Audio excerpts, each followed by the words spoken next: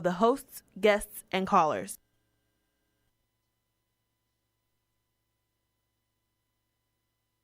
From 6 o'clock to 6:30 p.m. discussing finance, mortgage, assurance, funeral care sur WSRF 1580 AM and 99.5 FM avec Kathleen Barrow. Nous là pour connecter avec toutes les ressources financières qu'a perdu grandi.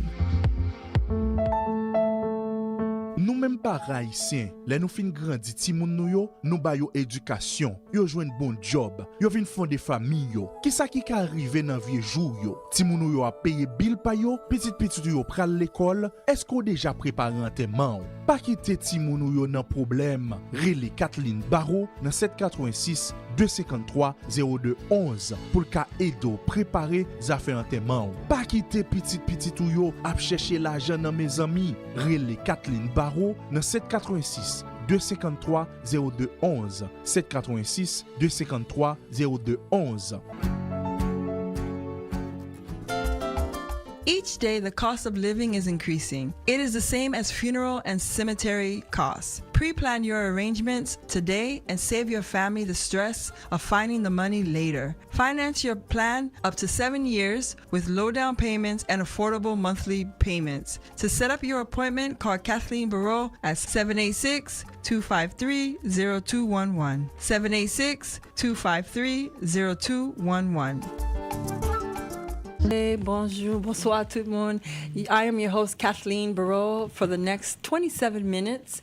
You are listening to WSRF 1580 AM and 99.5 FM. You can listen to us by traditional airwaves, the radio airwaves, or you can listen to us on Facebook Live or YouTube Live from the company's radio station. We have a really great show for you today. We have a special guest. His name is Leslie A. Charles. Welcome to the show, Mr. Leslie. Thank you so much. Thank you. You're most welcome. Merci. Perfect. So you are a hospice care consultant. Can you tell us, by explaining, what exactly is hospice care and how does it differ from any other forms of medical care, like such as palliative care? Okay.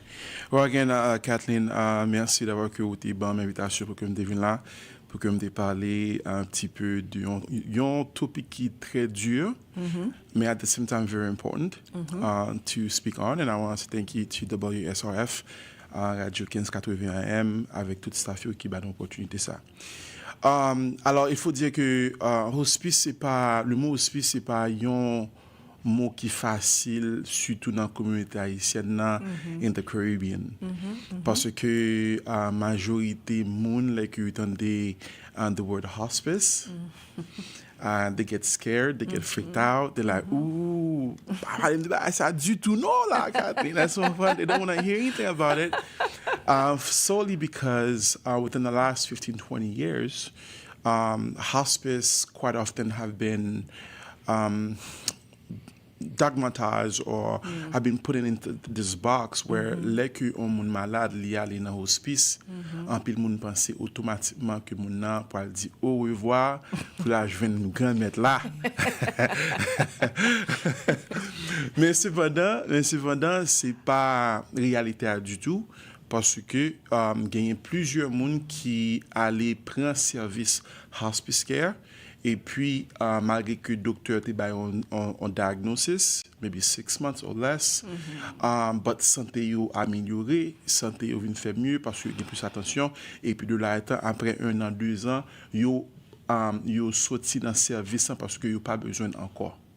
Of course, en même temps, gagner moun les que yo sorti dans l'hôpital, moun a déjà pas de cap faire rien peut-être précisément c'était une machine qui t'a aidé à respirer c'était une machine qui était là elles sont prendre parce que nous comprenons ça parce que en tant que famille pas jamais vraiment une famille qui t'a mais ouais on famille parle on que liqueur de lit on maman on papa on cousine on frère on petite pour dire au revoir. No one wants that, right? So we always want to hold on. Nous voulons kéber moun nan. So les que moun nan l'hôpital nan yon état comme ça et puis peut-être assurance, peut-être l'argent, pas gain l'argent encore, on raison une autre, kounya la yo retire moun ça dans l'hôpital, yo voye moun ça dans hospice. hospice pas qu'à faire rien que pour provide comfort care for the patient and be as providing comfort as well for the family members. Does Okay. that make sense? Yep. So, si gen un mot, un bagay que vous pouvez prendre de qui ça hospicier, en un mot, c'est que hospice, c'est un service que Medicare, Medicaid gagne là pour moun qui gagne un diagnosis de 6 mois ou moins. Now, un diagnosis pas signifie que c'est ça que lié. Docteur, li gade moun nan, li dit que peut-être sur la maladie qu'on gagne, nous pensons que ou gagne 6 mois. Mais seul moun qui vraiment décide combien de temps on moun gagne sous belte ça, c'est gamètre là. Est-ce que vous comprenez? Yeah. So before we move on, let me ask you, what inspired you to go into this profession, to go into this field, hospice care consultation? OK.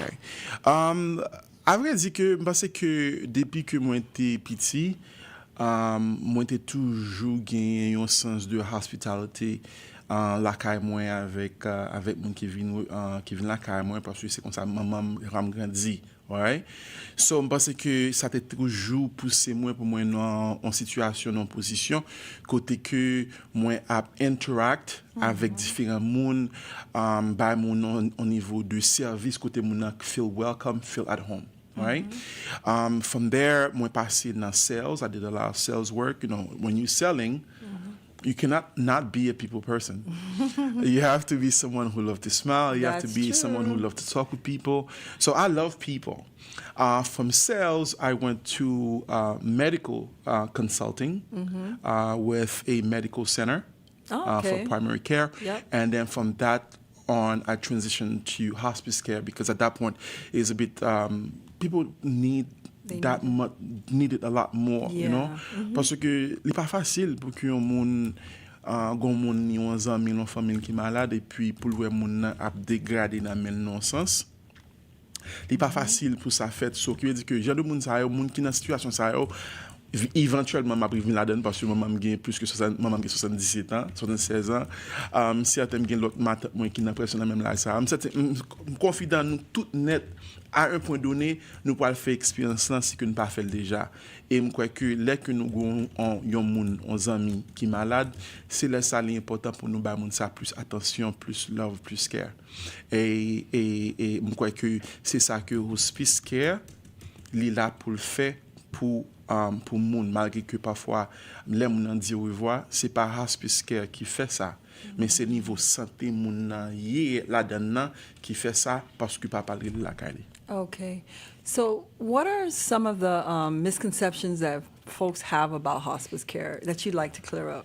Well, you know, parce que encore éducation c'est un bagage qui est très très important Very. parce que plus que on moun comprenne qui ça on bagaille c'est plus li ka comprendre ni les on bagaille passé avec comment que li comprendre ni versus façon que il pas comprendre ni si que moi connais qui gens on téléphone fonctionner si moi te téléphone là li vinn pas marcher encore naturellement parce que je connais que c'est électronique lié son bagage qui capable normal on ka toujours fermer téléphone là réouvrir reset it mais si m'pas connais téléphone là vin freeze nan même après là moi téléphone n'a pas bon encore vite téléphone ça me va le caser téléphone dans tête chaud right est-ce que là ça c'est même genre parce que là que communauté vin comprendre qui ça hospice care y que c'est un service qui là pour bailler famille en confort assez souvent que me trouver que les que mesdames yo gen Mario ou bien en famille comme ça qui malade dans men yo en tant que haïtienne en tant que Caribbean women nous so involved pour nous comme si take care moun nan nous so committed pour nous take care moun nan que nous pas vle l'autre moun ba nous service nous pas vle l'autre moun venir de nous. That's true. Mais cependant, pendant que ou care pour mari ou care pour petit ou care pour famille ou vle aider, mais ou pas obligé prendre toute couche shadow am tel sous dos seulement pour faire tout parce que hospice qu'elle a ba différents services a ba CNA qui peut venir là 5 days a week qui peut venir ben moun changer lit et tout ça aider moun dans ça yo ba ou nurse pour capable venir ouais moun nan 2-3 fois dans une semaine dépend du niveau santé hein. It's as needed basis. So là que moun comprenne ça, then là que un patient vient dans hospice care et puis peut-être après une semaine, après 2 semaines moun nan dit au revoir, c'est pas faute hospice ça y est. Ça c'est faute la nature. Parce que santé moun nan te déjà dans niveau bas. All hospice care can do, c'est bay moun nan un niveau de confort. Est-ce que là? Yeah. So si que kounya la on moun qui vini dans hospice care dans première semaine un docteur ballon diagnosis que li gon maladie côté que li gen 6 mois, moun ça pas le faire 6 mois en plus dans service hospice care là. Mais là que moun nan vini c'est que moun nan essayer, li pas jamais joindre assez attention, là que li vini kounya la all we can do is provide the comfort care for the families. Okay. Hopefully I answered your question. You did. I did? You did. I'm trying. No, you're doing great. You're doing No, great. I hope those who are listening and those who are watching this, man, this guy talk a lot. He does, but you give some really good information. So listen, Yes. when is the right time for a family to consider hospice care for their loved ones? Because like you mentioned, a lot of times, people can be a little territorial to their loved ones and they may not want any help or accept any care from someone else. Right. But when is the time to say, okay, listen, we have to give in and we have to explore this option? Okay. So hospice care, as I mentioned, is when someone has a diagnosis of 6 months or less. That's what the doctor said based on the diagnosis. However, hospice is regulated under Medicare. So they have a certain guidelines on who is eligible for hospice. Ah, okay. So c'est pas n'importe monde qui dit en tout cas m'bal prendre service pour moun ka venir dem ceci bien là. You won't get it. Right. If you do not go based on what the guidelines are, you cannot be admitted. Et c'est ça fait tout. Gen moun qui lè yo vin comprendre sa service hospice care là yo remeni, yo vérité la donne. Après 1 an, 2 ans, santé yo vin améliorer, yo pas arrêter dans service là parce que Medicare selon guideline yo, moun sa no longer eligible. Can you touch on those guidelines that you mentioned it? I mean, the guidelines is because that's Or not necessarily eligibility? eligibility is not necessarily. I mean, eligibility is really an aspect of health. Par exemple, on dit que on moun qui gagne la moun like lost weight sharply. Oh, okay. COPD, heart problem, breathing. The person has all forms of cancer really is make someone eligible, right? There's a lot of people who survive cancer for 15, 20 years. So because you have a diagnosis, that doesn't mean that's what I'm saying. It's very important for people to understand. Because you have a diagnosis does not mean that it's going to be anything. Because at the end of the day, your state of mind is a powerful, powerful thing. It is. Un docteur qui a dit que vous m'avez dit, mais parce que vous tellement gain un aspect positif de santé, de concept maladie, you improve parce que c'est l'esprit qui dirige tout parti corps en premier, vrai? So, j'en ai ça l'important c'est que dans quel que soit aspect dans la vie, il est toujours important pour que vous ayez un aspect positif. Et c'est que même moi j'aime sourire. Chaque fois mon fait me rire, c'est comme si que si me dis $1 million m'dabarou, mais sous je moi I can give you a penny. That's a joke.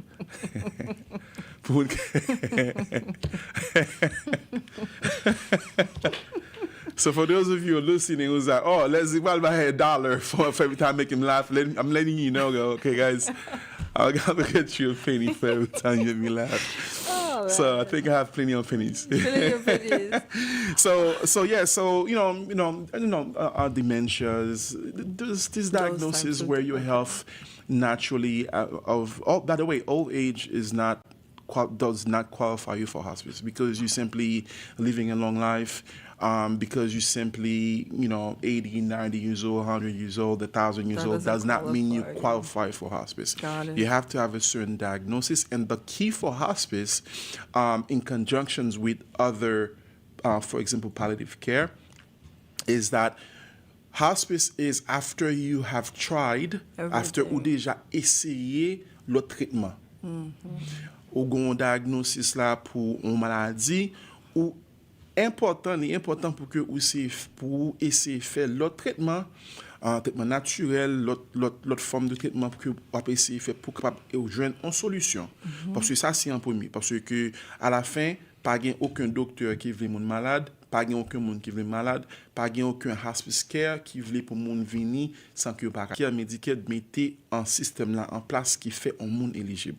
So, une fois que vous fin essayer faire différents traitements ou essayer chercher différentes solutions, manger en pile feuille, faire des exercices, rire en pile, payer pour me faire rire, elles sont prendre, même l'offre me payer on penny, mais même les faut rire, faut couper matlis $1 million, elles sont prendre. Comme ça, les qu'on finissez faire everything que vous capable de faire, malgré ça, maladie a dégringolé, dans ce cas, l'important pour que vous recevoir the care of hospice, not because you are going to say goodbye, but rather because these services are there for you, just like food stamp is there for people who need additional help. Just as if you have teeth issues, you go see a dentist. Just as if you have eye issues, you see an eye doctor and so forth. Same thing. If your health is come to a point where you need help, you need support, guess what? Hospice care is there for you. Okay. For you and your families. Got you. Can you walk us through the types of services that hospice care provides to patients and their families? Yeah, I mean, a hospice, all hospice companies and all of them do similar services. They cover, general hospice services. They cover GIP, which is they cover crisis care, routine care. They cover respite care. Respite care is more like for the family members who are taking care of the families of the patient, or maybe someone who is assisting the patient, like the nurses who lives with patients. The patient, okay. Quite often we realize that family members, let's say the person who's taking care of the patient, sometimes they suffer the most. And we don't realize how much stress they're taking on, taking care of a sick person, of a sick family member. So it's not easy. So we provide services for them where we could take the patient for a week, where they can go on vacation, do whatever they need.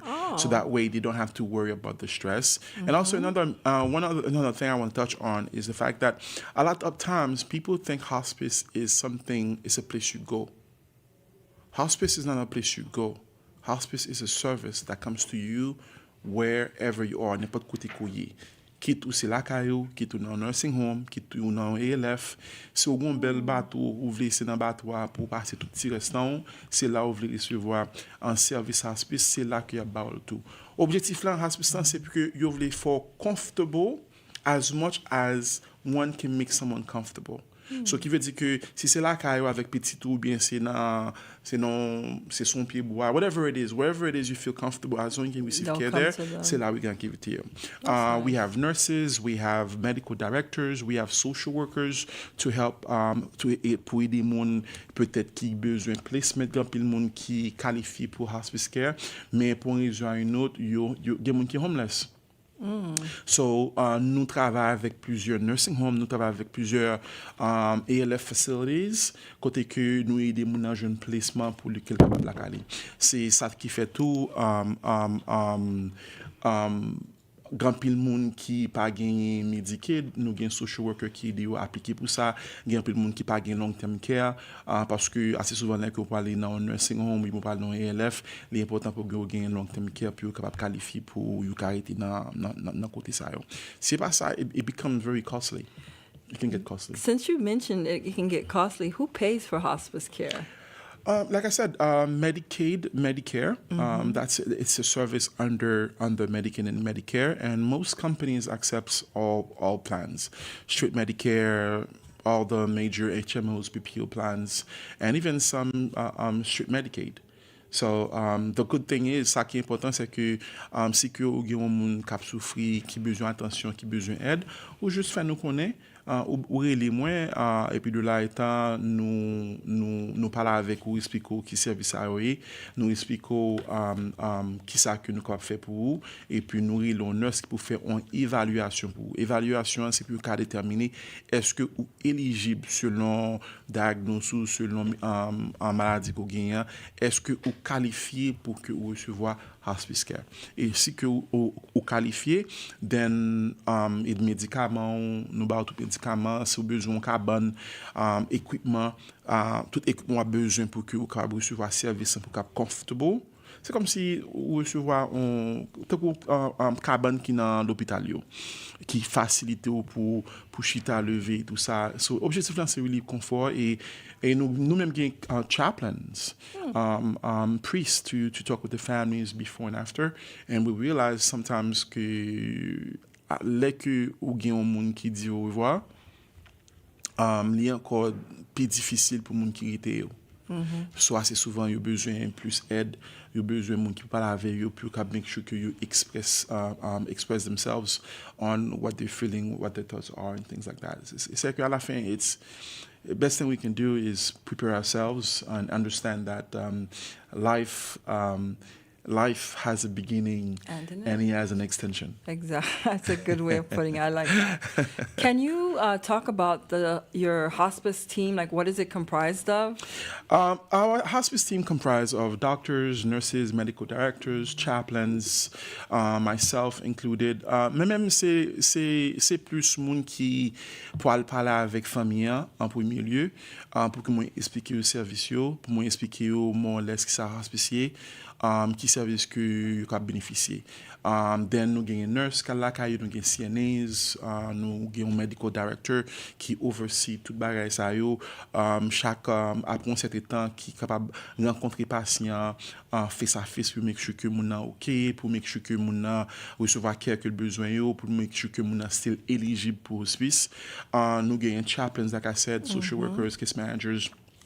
A full staff overall pour aider aider famille à recevoir service que cap joindre parce que nous connaissons que c'est pas un temps qui est facile là que ou après gérer un monde qui est malade nous connaissons que ça pas facile du tout so nous avons un full staff qui là qui pour aider pour capable être comfortable et puis recevoir care qu'on besoin.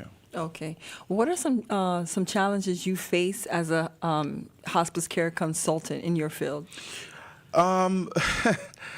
You know, it's I understand. I understand. It's not easy. Even for me to talk about it, sometimes it's not easy because I understand it's not an easy thing. Nobody wants to let go, to lose something they cherish, something they love. And as human beings, en tant que humains, nous assez souvent nous voulons parler de la vie, assez souvent nous voulons parler de santé nous. Right? Assez souvent nous voulons parler de tout ça qui est bon, mais dans l'aspect négatif, même les qu'on fait qui pas bon, you can shame of it, you wanna hide it, right? Les que ou malade ou pas besoin de monde qu'on est malade, ou veut cacher ça. De même, en tant que humain, les que nous gagnons en famille, nous pas tant même perdu. Yeah. Right? Même là, on gagne $1 dans la poche ou pas tant même perdu $1. Right?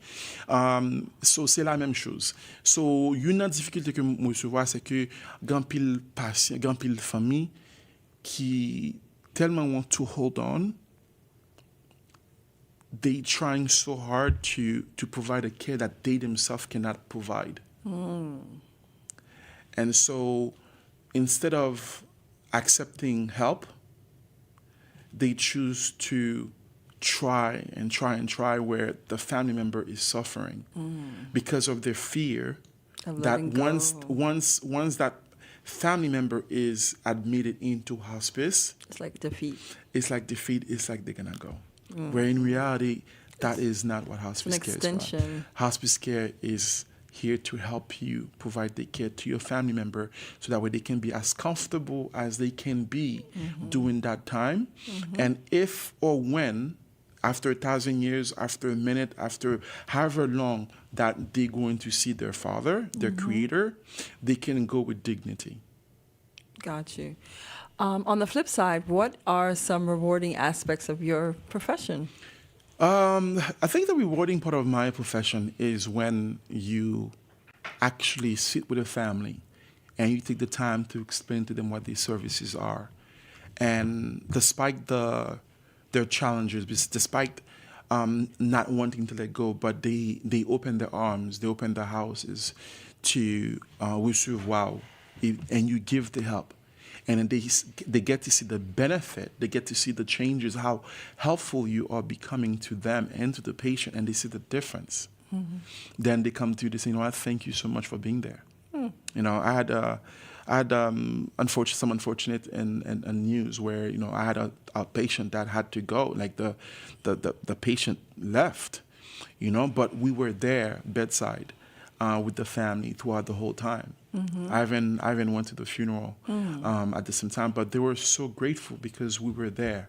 We did not let them alone. They were not alone. They didn't feel alone during that time frame. I think that is the most rewarding aspect of my job. So how can people start the conversation about hospice care with their loved ones? I think the way to start it is not to start it as hospice, but to start it as an education. If I were to be sick and in a point where I'm in pain, I'm suffering, should I receive additional help? Should all the weight of taking care of me be unto you, wife or husband or child? You know, it should not be, because at the end of the day, we are not here alone. We were never alone. There's always help available, and when these help are there, it is our job and our duty to welcome them and not be afraid of them. C'est comme si que gen moun ki pa ka manger puis yo peut al nan food stamp. Pour moun pa dire que y a demandé. But c'est pas ça. Like, life is ups and down. Si que ou nan besoin, si ou ap chercher travail ou pa ka joindre, si ou ap chercher ou pa ka joindre, y a bay manger, al pran manger. Because at the end of the day, when your belly has no food and then you gassing up, guess what? The pain is in nobody else's body, it's in your body. So same thing. Hospice care services is a service that is there for people who need it. And I think that it is underutilized.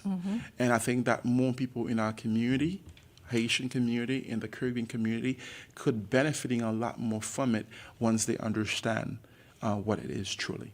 I think it has to do with your show. And again, thank you for inviting me. Thank you for WSRF 1580 d'avoir que nous ouvri porte là pour nous faire conversation ça un topic qui est assez difficile parfois, mais assez si important. And last but not least, where can listeners go and learn more about hospice care or get in touch with someone like yourself? Maybe they could actually need to talk to someone. How can they get in touch with you? Si que on moun intéressé ou gen question et puis ou gon famille peut-être que ou gen des mois ou ap rédiger ensemble avec lui ou trouver que doit faire mal, c'est fait mal, ou t'es jeune mais ou pas assez si jeune encore, gen ba ou pas faire encore, ou besoin aide ou besoin help, ou ka toujours relire dans 305 773 98 47 305 773 9847 et m'a très très content pour répondre à n'importe question que vous avez gagné et comme ça pour capable make sure que moi diriger dans bon route. All right. You are listening to WSRF 1580 AM 99.5 FM with me, Kathleen Verreau, on Chat with Kat. Yes. Thank you, Mr. Leslie, for Thank you, being on the Kathleen. show today. You gave some very, very insightful information. I tried. I hope the listeners were able to capture this information. Hospice care is something not to be afraid of. Exactly. This is an extension of your life and also to provide comfort. Yes. So, guys, please listen to this information. If you didn't get a chance to hear it now or you just tuned in and you want to listen to it again, you can listen to it on Facebook Live with the radio station's page or YouTube Live. Thank you, Awesome. guys, and I'll see you next week. Thank you. Thank you so much. Thank you, Kathleen.